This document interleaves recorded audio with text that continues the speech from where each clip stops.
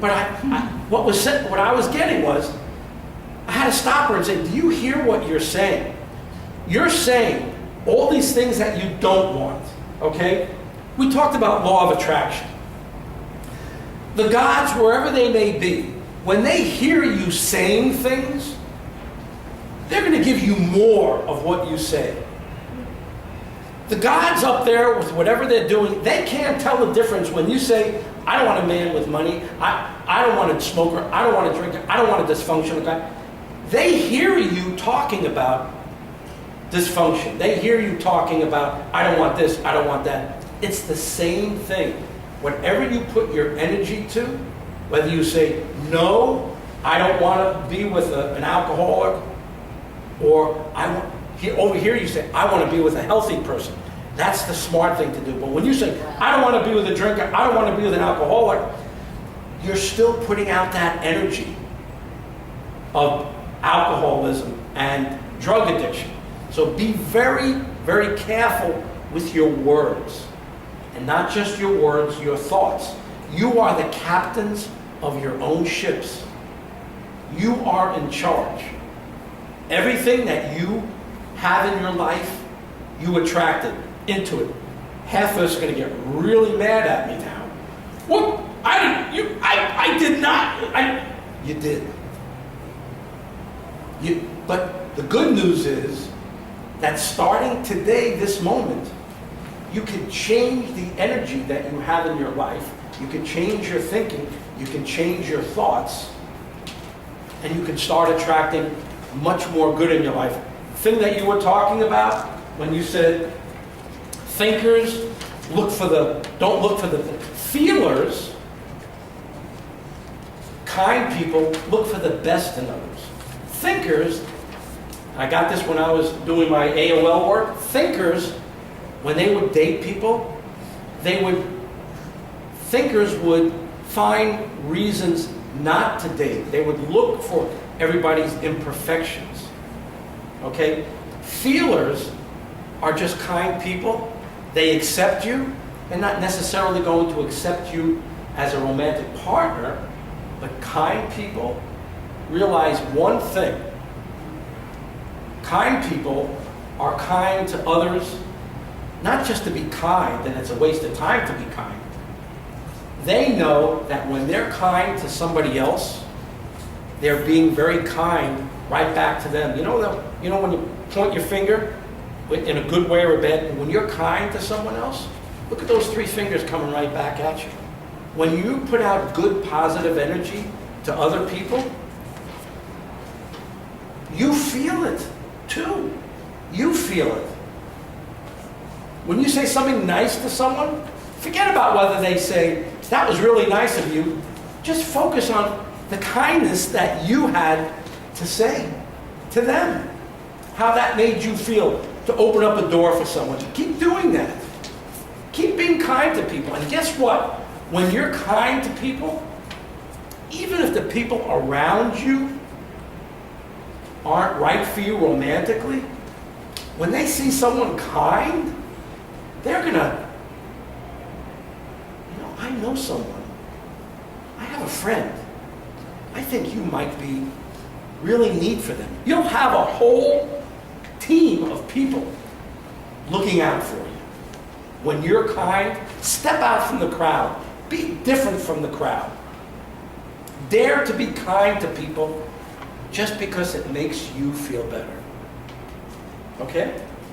So, anybody else want to, who else wants to, go ahead, please. Oh, let's go to another. Thinkers want to keep their mind busy with challenges. When one is conquered, they need to go on to the next. We're able to take the time to celebrate. Okay, now that's one that I think almost everyone is dealing with, right? Thinkers' minds have to be busy.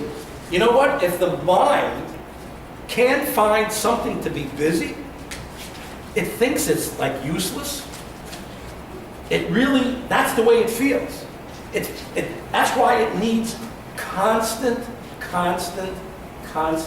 stimulation. Now, a feeler, a person who is coming from their heart, it's just the opposite. A kind person, a feeler, coming from the heart, they want to be at peace with themselves. They want to be at peace with the world. But a thinker, always thinking, always needs stimulation, they are not at peace with themselves.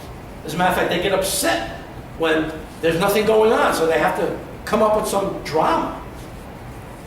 And then when you come up with drama, that's when people get into trouble, isn't it? When people have to stimulate their mind and keep themselves stimulated, keep on dating.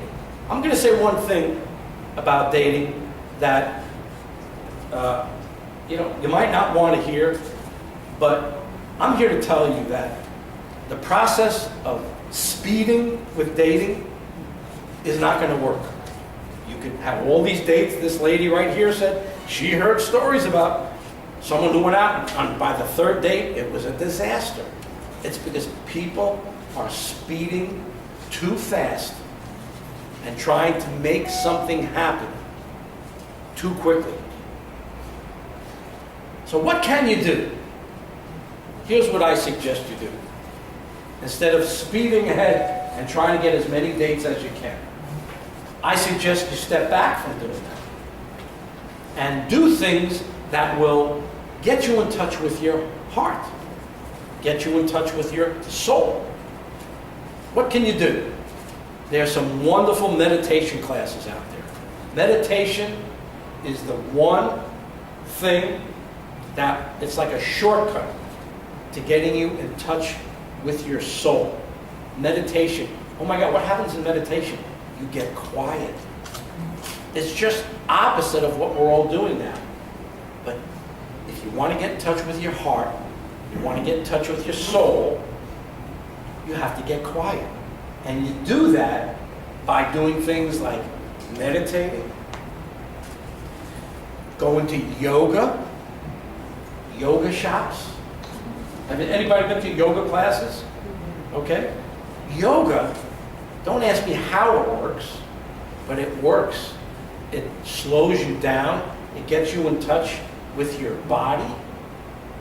Another amazing thing is going to the beach, making sure you take your shoes off, go into the water. The energy in the ocean is spectacular. When you hear yourself, I have to go to the beach. No, too busy. Don't listen to that part of your mind that says to you, don't go to the beach, you're too busy. Take a break. Go into a forest, take your shoes off, hug a tree, have experiences in gardening, go smell flowers. When you do that, you will create the best opportunity for yourself to have love in your life again. I know a lot of this information sounds crazy because you probably, all the other rooms are telling you how to go speed date, which is a fun and wonderful thing, and how to do this date and how to do that date. Dating is great. Nobody enjoyed it more than I did when I was single. But I took this information that I learned, and I've been married now for 10 years. I've been with the same person 16 years. We have a beautiful daughter. I took this information that I learned that I've been sharing. I'm not just throwing this stuff at you and saying, good luck, knock yourself out. No. We need to get back to basics. We need to get back to what worked for 5,000 or 10,000 years. People tell me I'm old school. Right? I'm old school. I say to them, how's that new school working for you? How are you doing with that? How's that working? Yeah, if you're old school and now all of a sudden you're entering this other world, what is the new school? Don't think that you've got to learn the ways of the new school to be happy. You have to turn inward to connect with your heart and feel what you need to do. Not think about what you need to do. Feel what the right thing is. Some people call it the intuition. What would your intuition tell you to do? When you feel terribly uncomfortable when you walk into a bar or a club or something like that, get the heck out of there. It's the wrong thing. Pay attention. Even if your girlfriend is saying, come on, let's just go have a drink or two. Oh yeah, okay, I'll anesthetize myself and then I'll feel better. And what kind of people do you need at a bar? I'm not judging anybody, okay? But here's the deal. The bars are the easiest, simplest route. It's easy. Anybody can go to a bar.